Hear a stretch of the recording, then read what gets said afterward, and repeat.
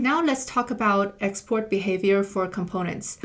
We can change the behavior one at a time for every library component used, or we can change them in bulk by just toggling it on the overall library file.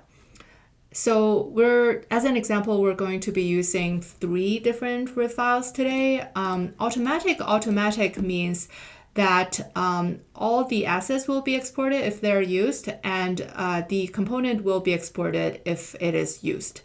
In our case, we see Wonderboy right here, so it is being used. Prevent export means do not export any component from this library file and do not export any asset from this library file. So basically, this just means nothing from this library will get exported. But of course, you can nothing will change in the editor. But just know that if you export with this setting, nothing from the library will be visible. Now we can also mix and match. If automatic component behavior means that this component, Wonderboy, will be exported if it is used, which it is. And however, none of the assets will be exported.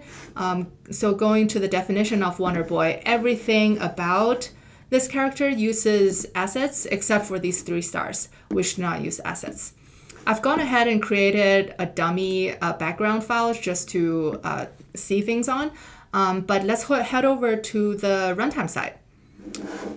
So I have forked our example from data binding artboards just so we can see everything. And here are the 3 files we're talking about. Automatic,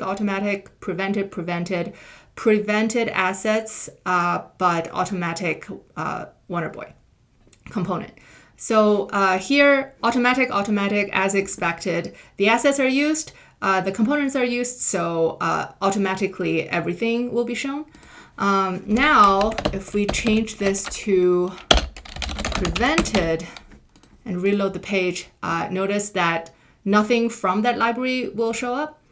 And of course, if we set to prevented asset, then in this case, the asset is prevented from exported, but Wonderboy, the component, is set to automatic and it is being used. So we see the rest of Wonderboy except for all the parts that use the asset.